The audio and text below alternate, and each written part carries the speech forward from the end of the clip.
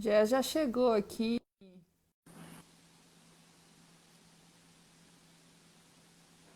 Já vai entrar.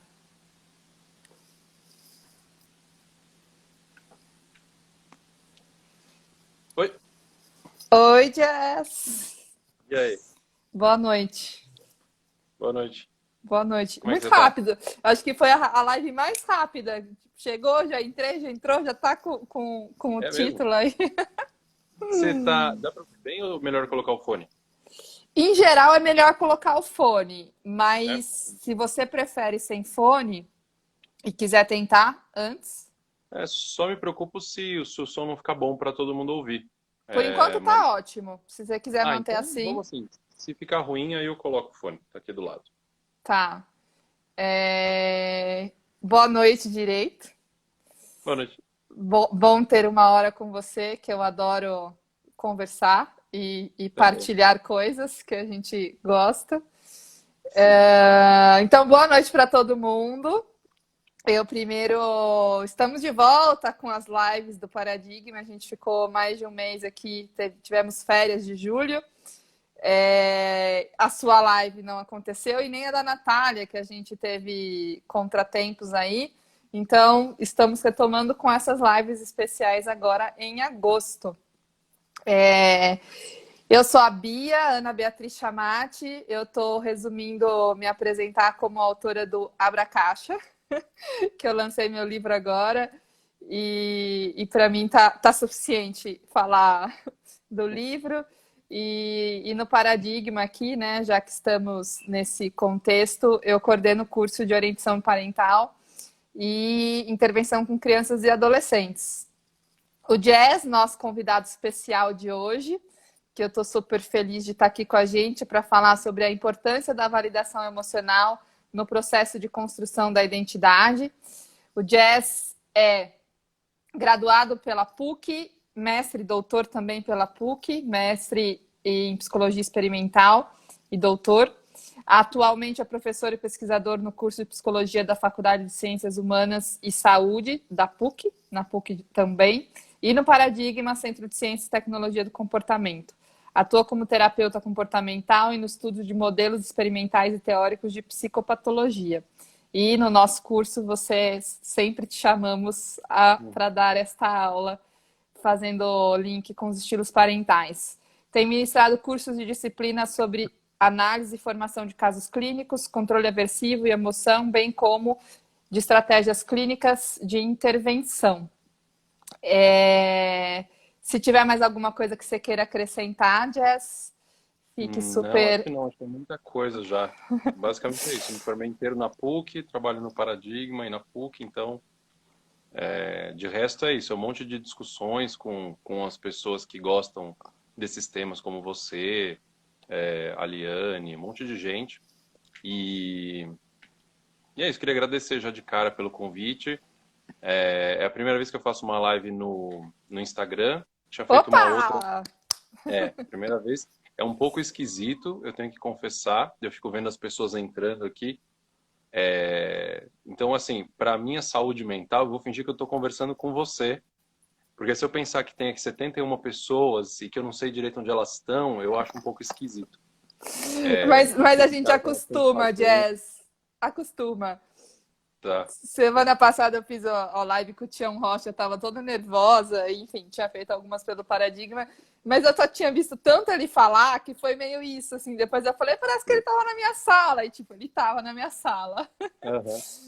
Mas vamos lá, então. Então, vamos. É isso aí. A gente tá. Você tá aqui na minha sala, eu tô aí na sua Isso, vamos sala. conversar. Vamos fazer isso. Igual aquelas conversas que a gente fez para preparar aquele curso aquela vez, Isso, né? eu ia falar exatamente isso, que me veio exatamente isso na cabeça, e foi muito legal. Foi bem legal mesmo.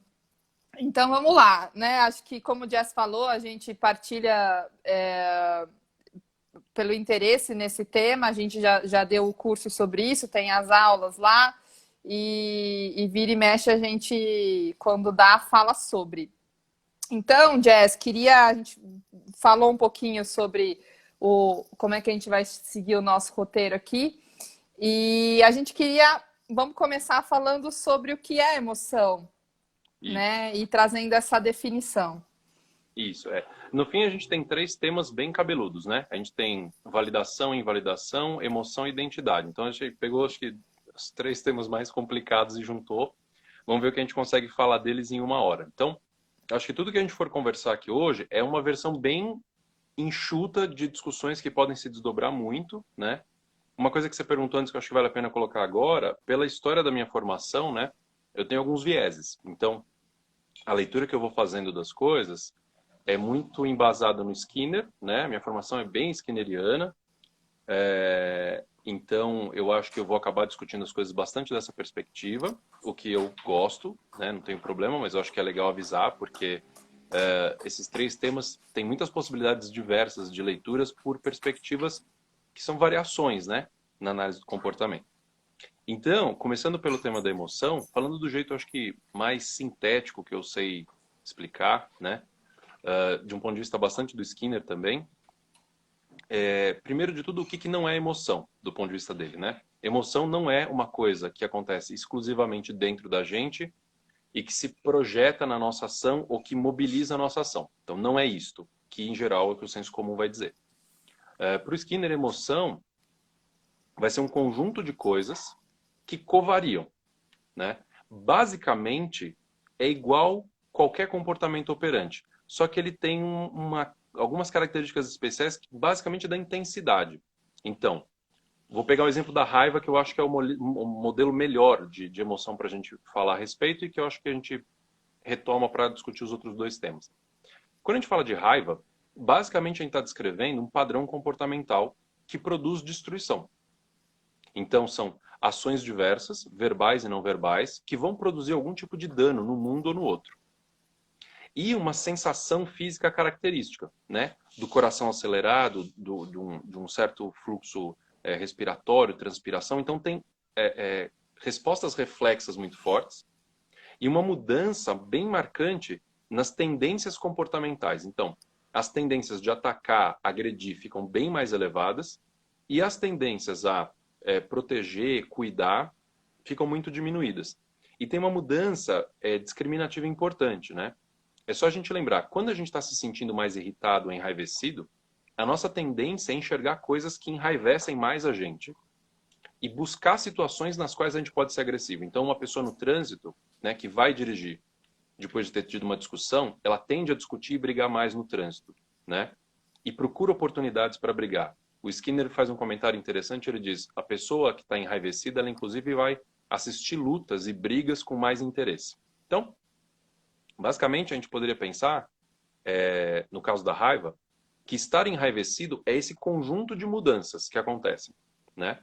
Então, raiva não é uma coisa, é o nome que a gente dá para um padrão. E por que a gente tem essa mudança nesse padrão? Porque alguma coisa no nosso ambiente aconteceu. Basicamente, você pode ter entrado em contato com uma estimulação aversiva muito forte, né? Pode ser uma punição, positiva ou negativa, você pode ter perdido um reforçador importante, né? Ou recebido algum tipo de punição, ou simplesmente dar de cara com um estímulo aversivo. Então, você está dirigindo, alguém buzina, te xinga, corta a sua frente no trânsito, qualquer dessas coisas pode produzir essa mudança no seu repertório momentaneamente. E aí, a nossa cultura padronizou chamar isso de raiva, né? Então, você está enraivecido quando você tem essas mudanças comportamentais. O problema é que a gente começou a usar esta descrição como explicação. Então, a gente começou a dizer que a pessoa briga porque ela está com raiva, ao invés de dizer que brigar é estar com raiva, que brigar faz parte da raiva, que sentir aquela coisa dentro do seu peito é parte da raiva, né? Outra coisa que o Skinner fala que é bem interessante é de que as emoções, elas são muito mais caracterizadas pelas ações operantes do que pelos reflexos internos. O que é uma coisa também, às vezes, difícil para a nossa cultura entender, porque como a gente acha que as emoções acontecem dentro da gente, nascem na gente e se manifestam no comportamento, parece que só sentindo você vai poder dizer o que é. Agora, se a gente descrever várias respostas reflexas, é difícil saber que emoção que alguém está sentindo. Então, se eu disser que agora meu coração está acelerado, eu estou transpirando e estou com uma coisa esquisita no estômago, e eu perguntar para 120 pessoas que estão aqui qual emoção eu estou sentindo, possivelmente cada uma vai falar uma diferente. Alguém vai falar que eu estou ansioso, alguém pode falar que eu estou apaixonado, alguém pode falar que eu estou com raiva, alguém pode falar que eu estou com medo, porque esses elementos caracterizam um pouco o que é uma emoção. O que vai caracterizar mais do ponto de vista do Skinner é a nossa tendência a agir. Então, se eu estou sentindo tudo isso e quero me afastar, você está com medo. Se eu estou sentindo tudo isso, meu comportamento paralisa, você está ansioso. Se eu estou sentindo isso e eu tenho vontade de atacar, eu estou com raiva. Então, para o Skinner, esse padrão geral é a emoção. Uhum. E aí, um comentário só, e aí acho que a gente amarra. Qual que é a grande dificuldade que a gente tem para lidar com emoções? Basicamente, que a gente tem que ensinar as pessoas o que elas estão sentindo. A partir do quê? A partir do que elas estão fazendo. Então, você saberia falar isso bem melhor do que eu. Quando você está lidando... Acho que não. Eu acho que sim. Mas quer ver, ó, vou te falar, você vai concordar comigo. Quando você está lidando lá com os pais que estão com uma baita dificuldade de lidar com uma criança que é muito explosiva, ou muito ansiosa, ou muito medrosa, uma das coisas que precisa fazer é, esses pais precisam ajudar essa criança a nomear essa experiência. E é muito difícil, porque parte dela é privada, e a gente tem que nomear isso a partir das evidências mais públicas. Então, se a criança está arranhando uma coisa, jogando uma coisa, é naquela hora que você precisa ensinar que ela está enraivecida, né? Que aquilo é raiva. E ela vai aprendendo a partir das ações dela que aquilo que ela sente, aquilo que ela faz é raiva. Quando ela está assustada, com medo, com o olho arregalado, é a hora que o adulto precisa ensinar que ela está com medo, que ela está assustada. E ela vai aprender que aquilo tudo que ela faz, aquilo que ela sente é estar assustado. E a gente vai aprendendo o que nos torna assustado, o que nos torna enraivecido. E a gente vai começando a entender do nosso próprio comportamento emocional, né? E Então, eu esses queria dois... só acrescentar aí, Jazz, assim, no sentido, né, que você trouxe essa questão da parentalidade, o quanto a gente o fato de não ser público, né, nomear, e muitas vezes os pais têm um direcionamento de olhar que naquela situação, porque os pais estão sentindo X, a criança também está sentindo a mesma emoção.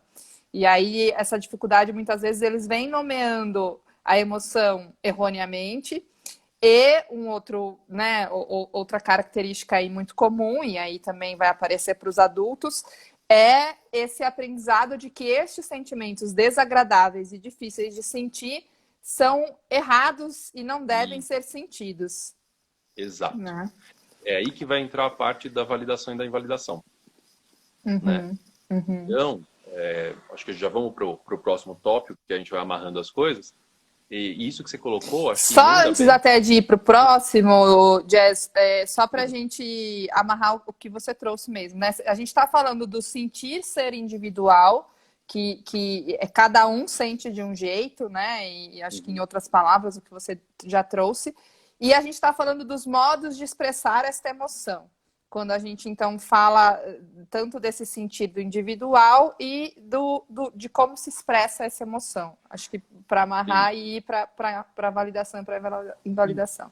E no fim, tudo isso, né? O que a gente está chamando aqui de expressão da emoção e o que você sente, de um ponto de vista comportamental, tudo isso é a emoção, né?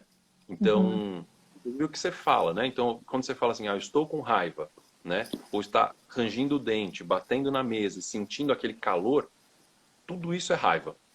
E aí, como você falou, cada um de nós vai aprender com a nossa comunidade como descrever aquilo, né? E o que é ou não é raiva naquela comunidade e que ações representam ou não raiva naquela comunidade. Então, a gente vai aprendendo aquilo que a gente está sentindo a partir do que a nossa família, a nossa comunidade verbal vai ensinando a gente a descrever e a nomear. Então, você tem expressões no sentido de ações relacionadas à raiva, mas não necessariamente nomeadas desse jeito, né? Perfeito. Que é exatamente o que eu estava contando. Sim, e aí vamos então aí entrar na validação e na invalidação. Vou deixar você trazer aí.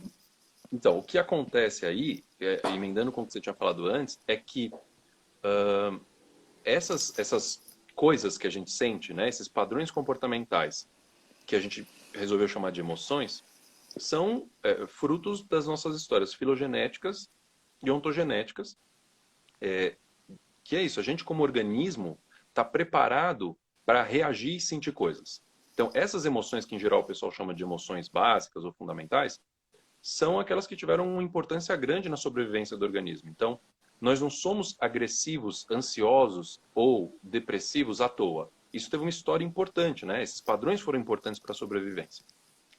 E nesse sentido, eles não estão certos ou errados. Eles acontecem, dependendo das contingências. E aí entra o terceiro nível de seleção, que é a parte cultural, que é onde os pais começam a inserir a criança, que é quando entra a validação e a invalidação, ou se eu colocasse uma linguagem comportamental, né, um pouco mais enxuta, reforçamento e punição, tá? Não acho que validação e invalidação é exatamente igual a reforçamento e punição, por hora eu vou fingir que sim. Vamos. Mas reforçamento e punição para alguns tipos de padrão. Então você vai ter uma família em que é inadmissível a agressividade, ou é inadmissível a tristeza, né? E aí o que acontece é que na hora que aquela criança sofre algo, né? Ou caiu, ou se machucou, ou alguém brigou, fez alguma coisa, e ela age agressivamente, e essa resposta é punida, e aí além de punida, vem uma descrição a respeito dela, que aí completa o quadro da invalidação, que é uma descrição negativa daquilo, no sentido de dizer que aquilo é errado, proibido, que aquilo é exagero, que ela não devia estar sentindo assim, que se fosse uma boa criança não estaria fazendo isso, que se fizer isso ninguém vai gostar dela. Aí você começa a criar um pacote de coisas em que a criança vai aprendendo de várias formas que aquele padrão emocional, aquilo que ela sente e aquilo que ela faz estão errados. E aí ela começa a não conseguir descrever direito, então ela não consegue dizer mais que ela está com raiva, nem perceber que ela está ficando enraivecida e sequer notar alguns comportamentos enraivecidos dela. Ou às vezes ela começa a lutar para não ficar desse jeito. Então ela começa a evitar se colocar em situações que potencialmente possam levar a raiva e frustração. Me veio um tipo, sentir raiva da raiva, né? Eu tô com raiva que eu tô sentindo raiva. Um tanto. O pessoal que estuda emoções, validação, em DBT, tem bastante isso, né? Para quem não sabe, é terapia comportamental dialética. Eles falam em emoções primárias e emoções secundárias, o que é uma ideia bem interessante. Porque é isso.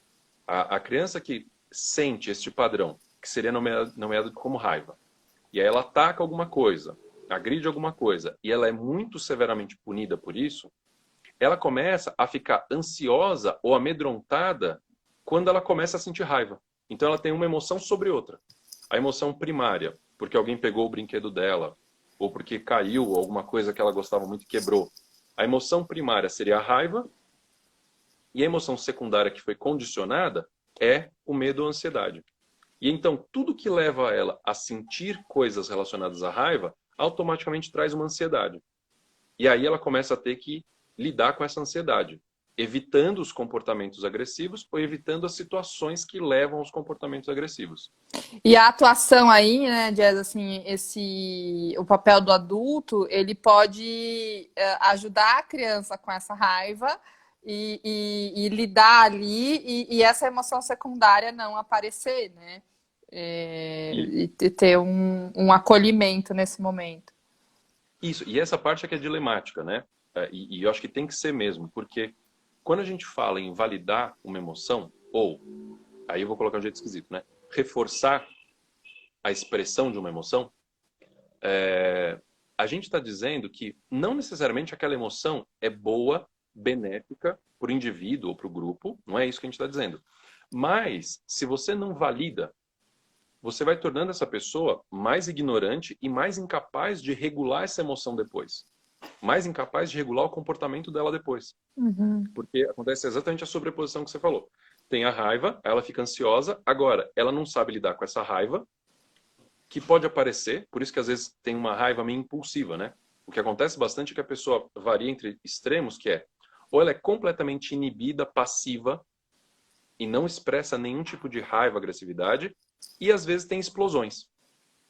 Por quê? Ela fica aqui contendo essas manifestações de raiva, os comportamentos agressivos, porque ela aprendeu que é errado, e é muito ansiogênico para ela fazer qualquer coisa, né? Então dizer para você, Bia, hoje eu não quero conversar com você.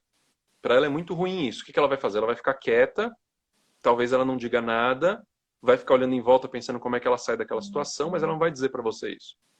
Assertividade, né? Não vem. Exato, exato. Aquele meio termo que seria assertividade fica perdido. Por quê? Ou ela tá assim, e aí na hora que Passiva. você começa a me pressionar, aí acontece uma outra coisa, eu perco não sei o quê. Aquela tendência a atacar vai ficando maior, maior e maior, até uma hora que eu explodo. E eu explodo em que sentido? Uma coisa relativamente pequena extrapola, né? É uma operação emocional forte demais, aí eu sou agressivo. Só que eu sou agressivo num contexto em que você chegou e me pediu, sei lá, para passar uma coisa para você. E aí eu jogo em você. E aí tu vai falar assim, nossa, mas que exagerado. Aí essa resposta agressiva é novamente punida e novamente suprimida. E eu fico oscilando entre esses polos, né? E aí, nessa oscilação entre os polos, eu vou só reaprendendo que as minhas manifestações emocionais são erradas e não podem acontecer. Jazz, eu E aí queria não só tem mais até meio termo. acrescentar aí, né, no que você já trouxe de dizer que é errado sentir essas falas, que tem um julgamento, né, por trás. E acho que é importante a gente colocar essa palavra, este julgamento, né? Então, você é muito sensível, então tem um julgamento de que ser sensível é errado. Exato. Né? Isso não é coisa de homem. Então, julgando de alguma maneira. E esse julgamento traz essa punição e esse negativo e positivo que não está sendo direcionado só para o comportamento. Tem um julgamento, aliás, até aí, né? E não está validando a emoção, porque tem essa diferença, né? O que eu acho que a invalidação, isso é só um esboço, tá? Eu tenho discutido com algumas pessoas, principalmente com assim, tentando pensar o que é a invalidação. Então, é uma mistura de punição com uma descrição negativa. Então, não é só que você pune no sentido de que a pessoa é agressiva e você dá um tapa.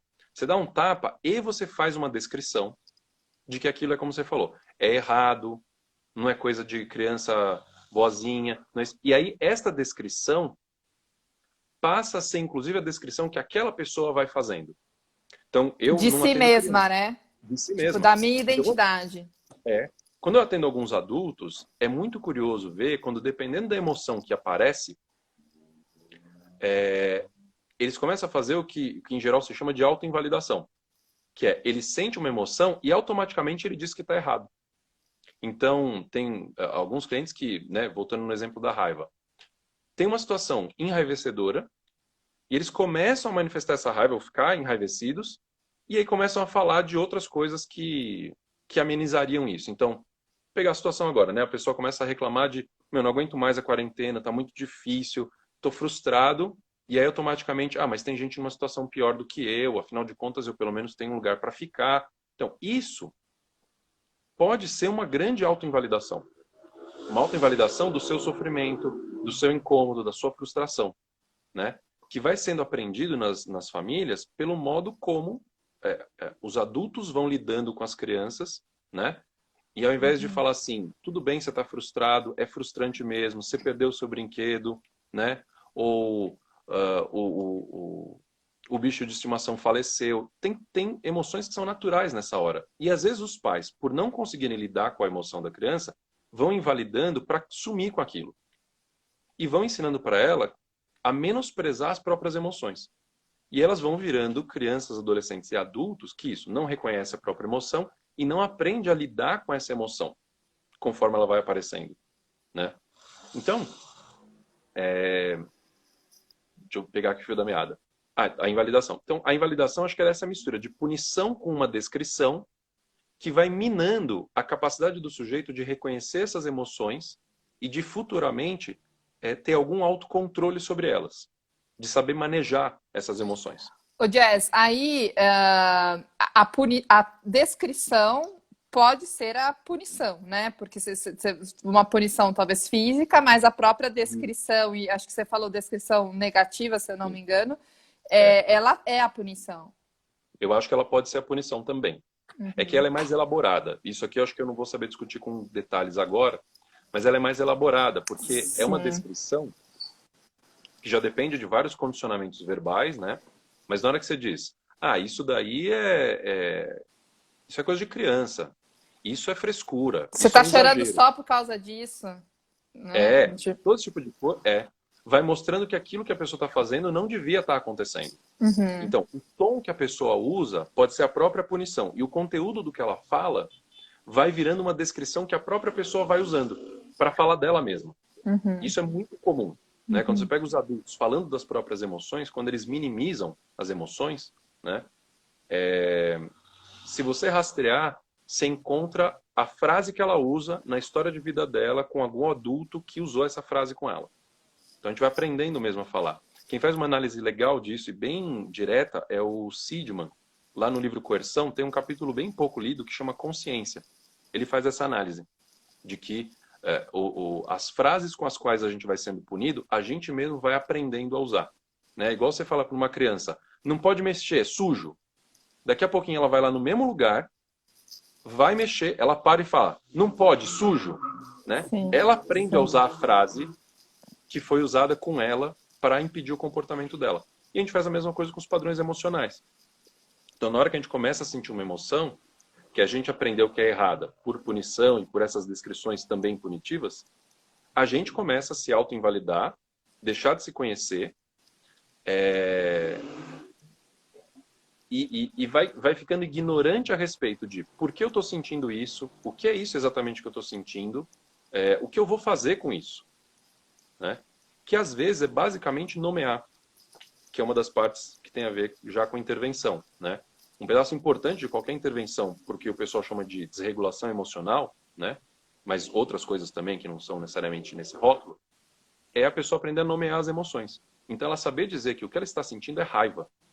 Não E ansiedade. acho que nesse processo da nomeação, né, assim, primeiro que eu acho que as pessoas têm uma falha grande aí, eu saber reconhecer no meu corpo onde essa emoção aparece. É, As pessoas não sabem, né? E eu lembrei de situações que eu vivi, assim, de consultório, por exemplo, a sensibilidade que a gente falou. Então, assim, você é muito sensível, esta frase, por exemplo. E acho que as nossas características, né, e que muitas vezes vem como rótulo, e que a gente acaba olhando como rótulo, eles têm o fatores positivos em ser muito sensível e tem os que você tem que aprender a lidar. E em sua maioria vem muito com é ruim, não tem esse equilíbrio, né? A é, sensibilidade vai trazer esses dois lugares. Você pode ser muito sensível e sentir demais as emoções, enfim, falando isso. de um jeito muito mais coloquial. E você também tem um lado positivo nesse sentido, de sentir as emoções de uma maneira mais intensa. Intensamente. Tem uma coisa que eu acho interessante, né? O pessoal de DBT também tem uma classificação que eu acho interessante, que é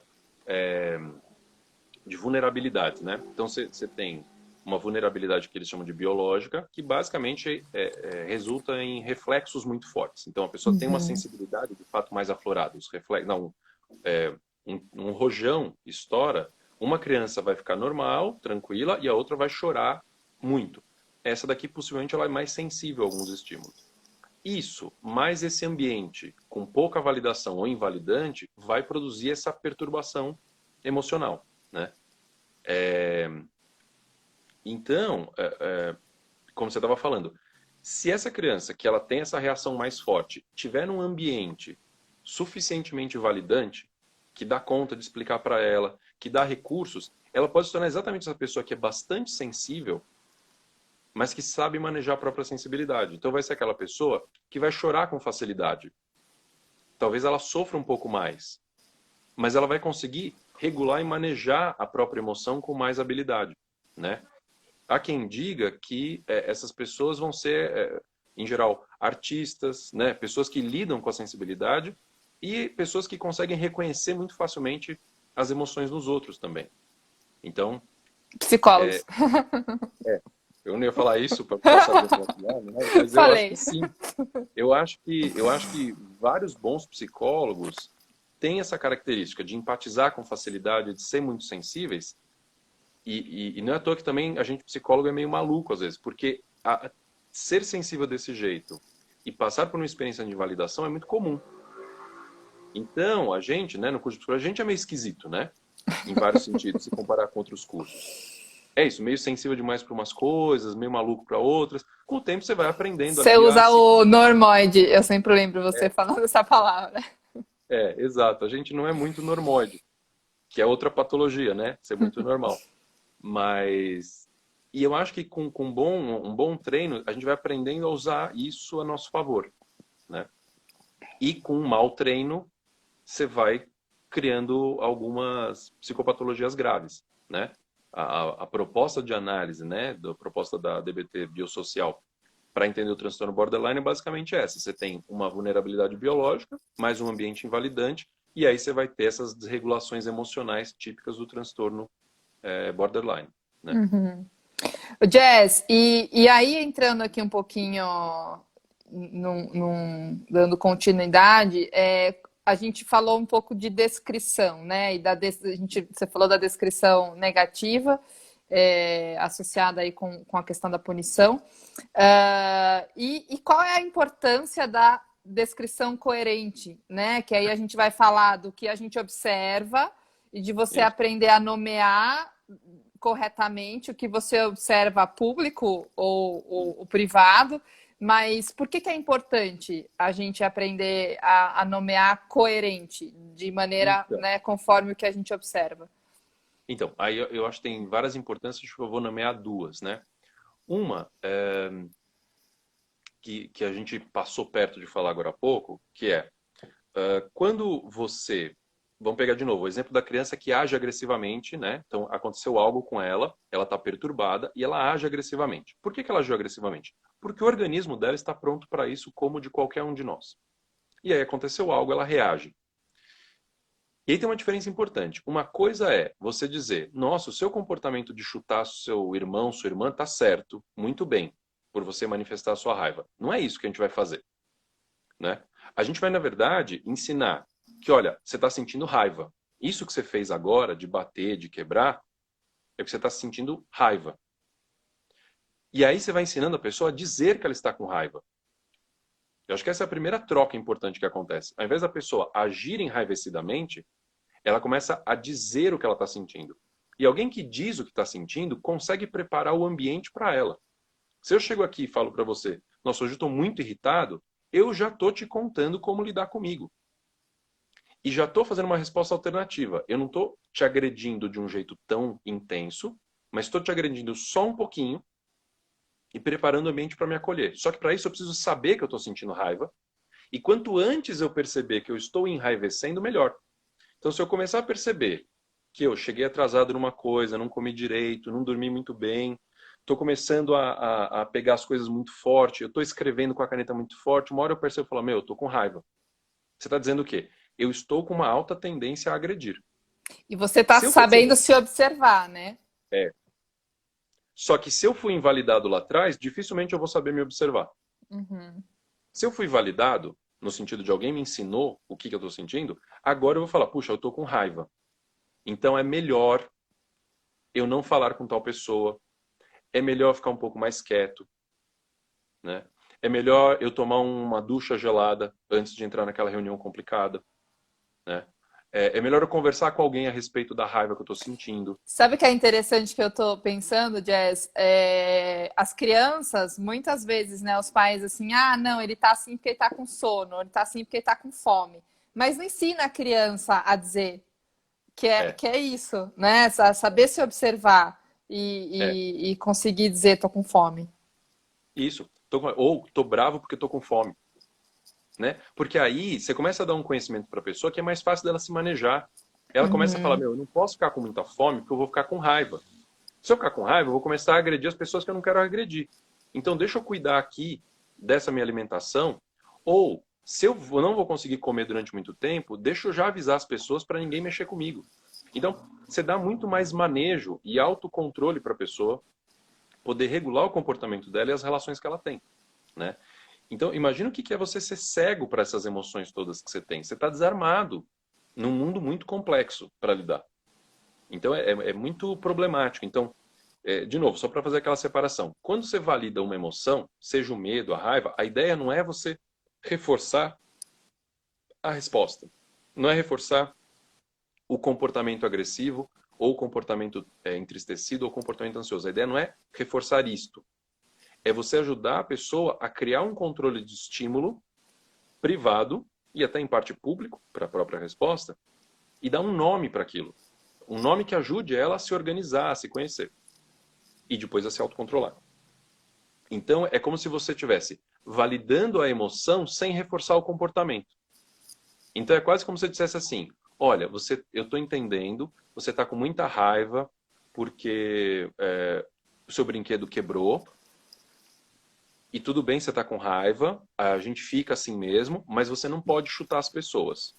A próxima vez que você ficar com raiva, você vem contar para mim. Então, assim, você não está querendo incentivar o comportamento agressivo, mas você está querendo incentivar a autodiscriminação da raiva e da agressividade. Então, é uma coisa muito pequena, é fácil de errar. Muito fácil. E por isso que os pais, em geral, quando eles estão nos contextos sociais, eles vão dando desculpas, inventando coisas ou punindo a criança, às vezes por manifestar o próprio desejo, tirando um pouco do campo da emoção. Uma criança que pede uma coisa na casa de alguém, ela está curiosa com um objeto. Ela olha uma coisa brilhando na parede, não sabe o que é, fica olhando e pede para ver. Um pai e uma mãe muito preocupados com o ambiente social, com o julgamento social, vai fazer o quê? Vai falar, não pede as coisas na casa dos outros, que mal educado, nunca mais te trago aqui. Essa criança sistematicamente vai aprendendo que ela não pode ter curiosidade sobre as coisas e ela não pode pedir o que ela quer. Daqui a pouco o que acontece? Ela está lá quieta, olhando para aquilo que ela queria muito ver, o que era. E aí, quando aparece o dono da casa, né, o anfitrião, ele vai ver aquela criança curiosa, vai ficar constrangido também, e aí vai falar assim, e aí a criança vai falar assim, o que é aquilo? Aquilo é uma garrafa? Aquilo é um vidro? E aí a pessoa constrangida vai respondendo as perguntas, e aí uma hora pega e fala, você quer ver? E aí dá na mão da criança. Aí a criança aprende que ela não consegue as coisas pedindo diretamente, mas pedindo indiretamente. Que é aquela ideia que o pessoal discute como mandos disfarçados. Tato. E Mando aí, disfarçado. esse mando disfarçado de tato começa a tornar a pessoa um tanto ignorante a respeito das próprias vontades, necessidades. Né? Na nossa cultura, por exemplo, eu gosto de frisar isso e eu espero ser claro para não parecer que eu estou sendo sexista. Mas a nossa cultura, ela tem um trato muito diferente com homens e mulheres, de forma que as mulheres são sistematicamente punidas por manifestarem seus desejos, suas vontades, suas necessidades e as suas proibições, e os homens são sistematicamente reforçados para manifestar exatamente o que quer, A o mesma desejo e a coisa. vontade. Então o que você tem? Você tem homens e mulheres que vão ter padrões de tato e mando muito diferentes. Então os homens, em geral, vão emitir mandos mais diretos e, eventualmente, são mais pobres até em tatear. As mulheres, em geral, que passam por esse tipo de história, vão ter muito mais dificuldade de dizer exatamente o que querem e reconhecer as próprias necessidades. E vão ser muito melhores de descrever as coisas pelas quais elas estão interessadas, mesmo sem saber que é aquilo pelo qual ela está interessada. Então gera uma confusão muito particular no controle de estímulo e no controle pela motivação. Né? A ponto que é isso, vira uma comunicação difícil no padrão entre os homens e mulheres criados numa cultura mais tradicional. Né? Porque são jeitos muito diferentes de enxergar e, pior, de se enxergar. E é aí que começam os problemas. Né? Nesse caso, por exemplo, vai ser muito típico que a pessoa que passa por uma história de muita proibição da manifestação das emoções e das necessidades vá sendo ignorante a respeito de si mesma, vai não se conhecendo e vai ficando atrapalhado no jeito de lidar com a própria necessidade. Né? As histéricas do Freud, basicamente é isso. Elas eram proibidas de ter qualquer desejo sexual. E aí, na hora que esse desejo aparecia com muita força, começava a surgir aquele monte de sintomas de histeria. Né? Eu Que é tava... exatamente a desapropriação do desejo. Sim, eu lembrei, tem um livro chamado Autoestima do Seu Filho, e ele fala dessa construção de identidade, da autoestima, dessa construção. E aí ele traz assim, né, que a mãe, as regras da casa ficam sob controle de quem vai ser a visita. Então, se a visita X, tem que estar tudo arrumado, tudo perfeito, tudo no lugar. Se a visita Y, você deixa do jeito que tá, né? Não importa, pode estar bagunçado. E o quanto o controle não relacionado à criança, às regras da casa, aos valores daquela família. E aí vai tendo toda essa distorção que a gente tá falando. É. É isso, é um outro jeito de acontecer uma coisa muito parecida, né? Aí é quase que assim, a família toda se auto-invalida para poder agradar o outro, Exato, né? exato. Então você vai aprendendo que assim, aquilo que é importante para você não é importante, né? Não é Quando o tem um valor, outro, né? não é isso. Então, se por exemplo, tem uma criança que eu conheço, irmão da minha afilhada. Ele é muito generoso com os brinquedos dele. Ele é pequenininho, então pode pegar qualquer brinquedo. Tem um brinquedo, eu acho que é um dinossauro, não lembro direito, que aquele você não pode pegar. Aquele ele não empresta para ninguém. E os pais dele são muito sensíveis, muito espertos. Então, quando são os outros, eles vão deixando numa boa. Quando é aquele, eles não insistem em nada. Aquele é dele, aquele lá ele não Não, desapega. não... Os outros sim. Entende? Então, eu acho que nessa hora eles estão ensinando para ele que tem coisas que podem ser preciosas o suficiente para ele não compartilhar. Outras ele compartilha. Essa daí não. E tudo bem, né? E tudo bem. Pode ser assim na Uhum, vida, tem essa possibilidade, né? uhum. Eu Sim. acho que tem coisas muito sutis assim que vão ensinando. Isso que você falou de como é que arruma a casa, né? Dependendo de quem vem, eu acho que é a metáfora perfeita se a gente colocar no indivíduo, né? Eu acho que o problema disso que a gente está falando é que o indivíduo também começa a chegar num extremo de se adequar a depender do outro que está com ele. Sim. Fica uma coisa muito grave, porque não é E só não que do ele. meu desejo, né? De quem eu sou. Muito grave. Hum. E aí eu acho que tem dois níveis desse problema. Um nível que eu acho que é menos grave, que é eu, que passei por uma história lá de invalidação, até sei o que eu quero, até sei o que eu prefiro, mas eu fico constrangido, não sou assertivo e não digo para aquele outro. Eu vou seguindo a necessidade dele, eu obedeço ele, né? Mas eu sei o que eu quero. Tem um nível mais complicado disso, quando é uma invalidação mais pesada, que eu começo a ficar confuso com o que eu quero e quem eu sou, dependendo de com quem eu tô. Porque a invalidação vai funcionando de tal forma, né? E essa punição, que eu só consigo dizer o que eu quero ou dizer o que eu prefiro quando tem um outro receptivo àquilo. Então, eu não sei falar isso de um jeito mais resumido e sem os meus slides, mas A gente aquela adora seus slides. discriminação, eu gosto deles, eu tenho que dizer que eu gosto, mas como é que eu sei explicar isso? Aquela discriminação privada que a gente estava falando, que, vamos dizer assim, numa discriminação mais saudável, eu ficaria sob controle só do que está acontecendo comigo, né? Vou colocar entre aspas dentro de mim. Na hora em que eu vou sofrendo essas invalidações e que a minha vontade, as minhas emoções só são válidas dependendo do outro, dependendo do bom humor do outro, dependendo da disponibilidade do outro, nessa hora eu preciso da presença do outro, em geral disponível, para que eu consiga me sentir integralmente aquilo que eu estou sentindo. Então é como se eu ficasse uma mistura que eu não sei se eu estou com fome, a não ser que seja meio-dia.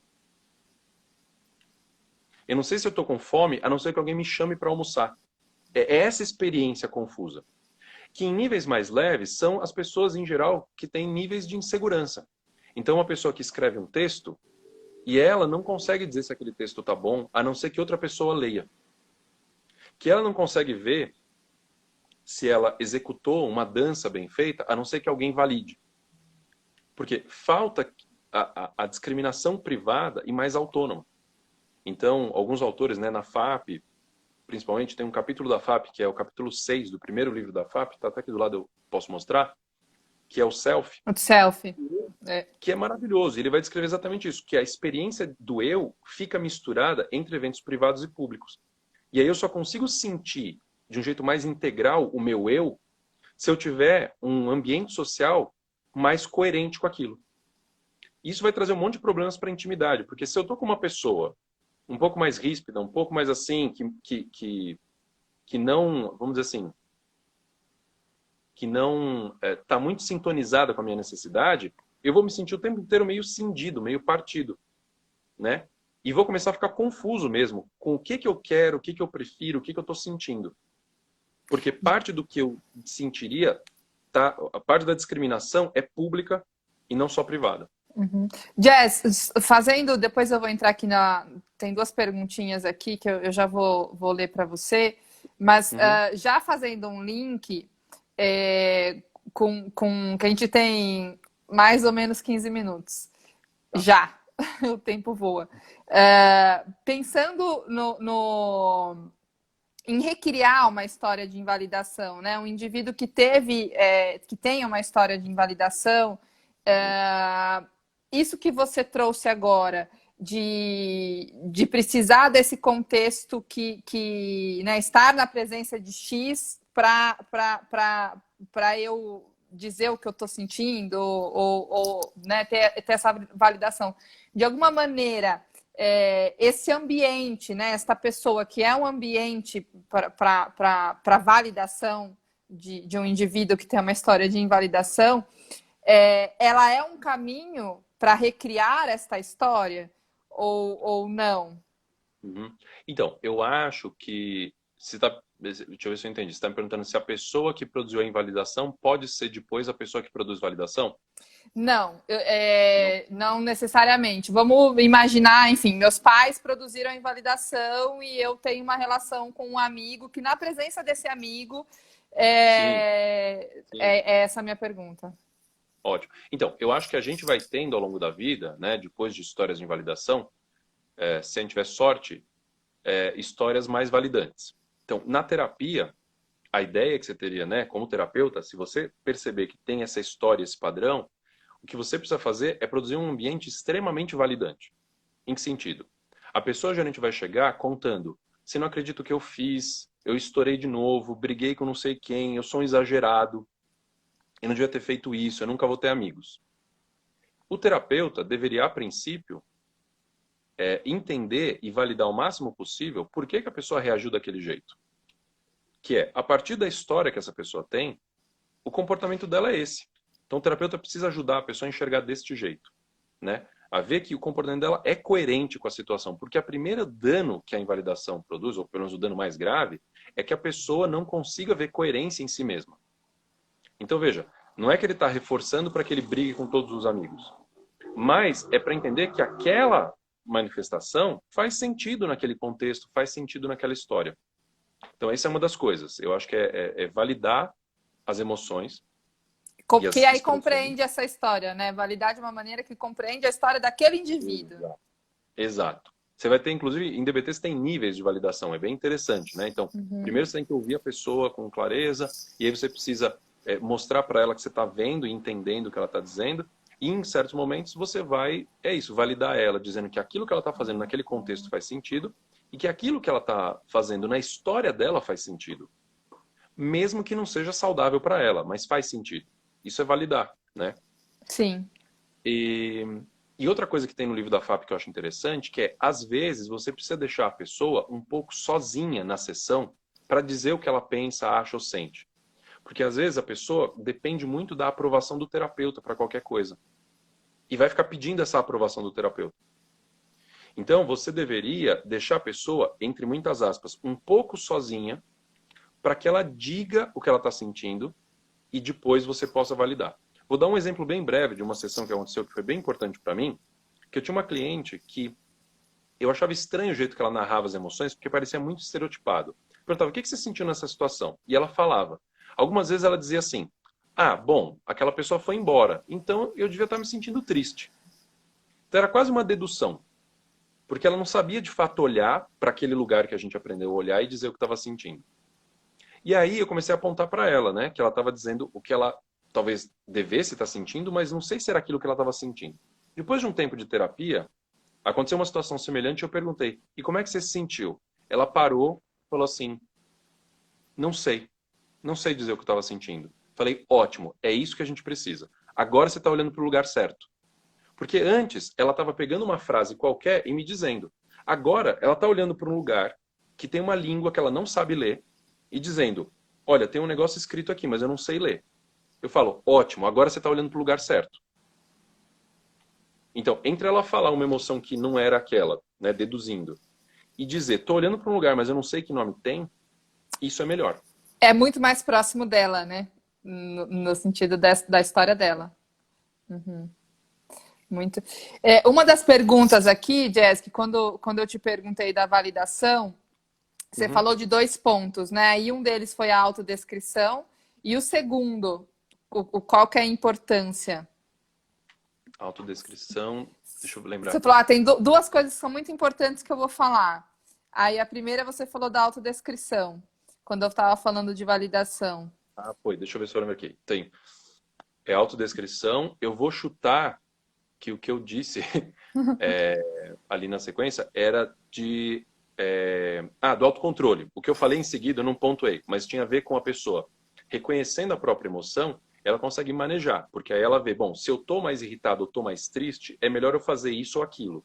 Então, se eu tô muito triste... Outro dia eu vi um meme muito bom, né? Que era uma plaquinha que a pessoa escrevia assim, um papel pro vizinho, dizendo assim, vizinho, por favor, eu tô muito triste essa semana, não toque Radiohead. Né?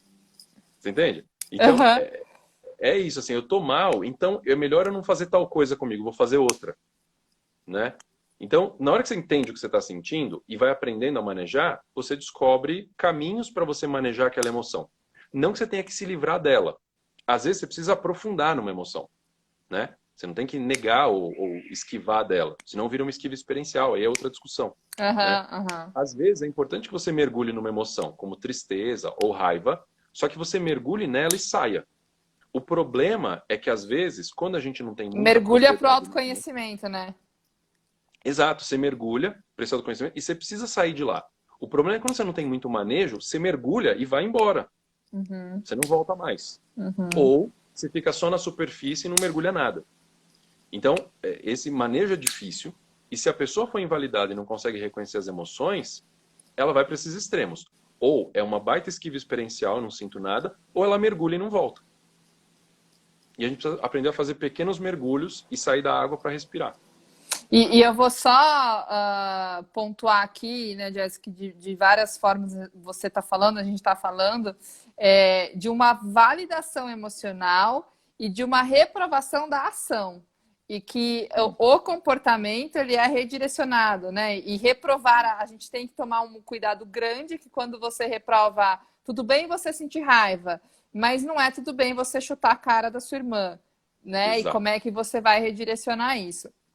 Acho que é um dos grandes pontos, só para deixar muito claro que a gente está falando disso. E aí tem uma outra perguntinha aqui, antes da gente encerrar, que o tempo passa muito rápido, dá vontade de ficar muito tempo nas conversas. Existe alguma probabilidade de validar esse sentir e tornar a criança um adulto que tende a chamar a atenção, entre aspas, através de um padrão de vitimismo? É uma ótima pergunta. Sim. Ótima pergunta. Deixa eu ver se eu consigo responder ela à altura.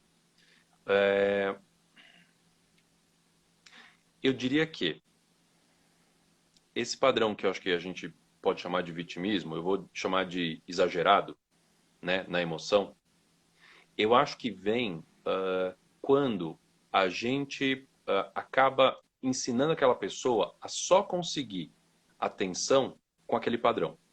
Então, eu acho que deriva de um outro problema, né? Quando você produz validação, a essência da validação, para mim, tem a ver com a discriminação privada, não com a resposta pública.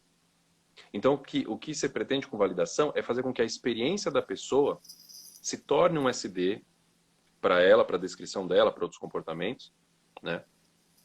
Ligados ao autocontrole posterior. Isso aqui seria essencial. Nesse processo, pode acontecer de você reforçar uma resposta mais emocional, e isso acabar virando um padrão de como produzir a atenção do outro, ou o cuidado do outro. Mas isso conta muito mais de uma restrição de repertório. No sentido de, se eu quero a atenção de alguém, eu podia chamar essa pessoa. E não Me dar um vem muito a escândalo. questão da esquiva experiencial mesmo no vitimismo. Não sei se isso faz, né? Eu acho possível. É que eu acho que o problema é esse. Eu acho que a gente precisaria de mais tempo para pensar esse vitimismo, do que a gente está falando, né? Então, a pessoa se colocar no lugar de vítima, né? Em geral, pode ter sido o único jeito dela conseguir algum tipo de atenção. E eu arrisco dizer que nessa pergunta, o essencial que está ali, se eu estou entendendo a pergunta, é a pessoa que vai se super vitimizar para conseguir atenção é a pessoa que foi invalidada e não validada. É porque ela foi invalidada que ela está precisando fazer uma super expressão emocional para tentar alguma validação. A pessoa que foi Total, validada, faz todo ela sentido. tem uma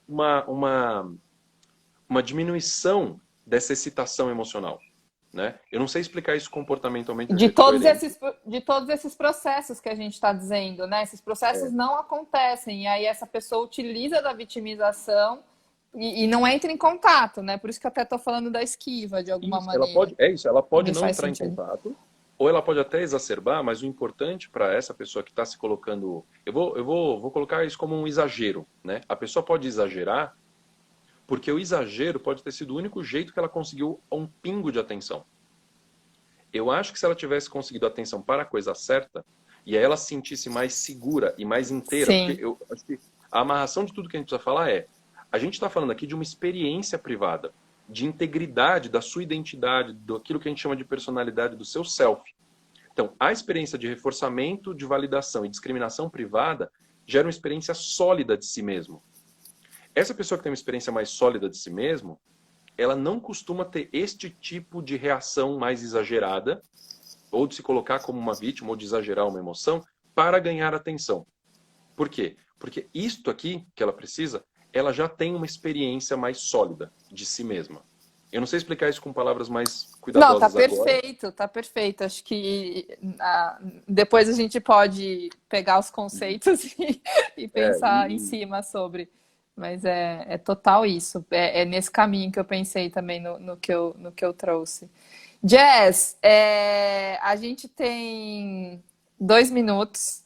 É, a live vai ficar gravada, vocês estão perguntando. Fica gravada aqui sim, vai para o canal do YouTube do Paradigma. Eu queria te agradecer demais. Passa rápido, parece que são 5 minutos. A gente ficaria tardes falando sobre esses assuntos que a gente muito. adora. Queria agradecer a todo mundo que está aqui com a gente. A gente ficou com de 120 para mais pessoas o tempo inteiro aqui na nossa live hoje. E te dizer, para abrir aqui para você falar nesse 1 minutinho aí que temos, 2 minutos que temos,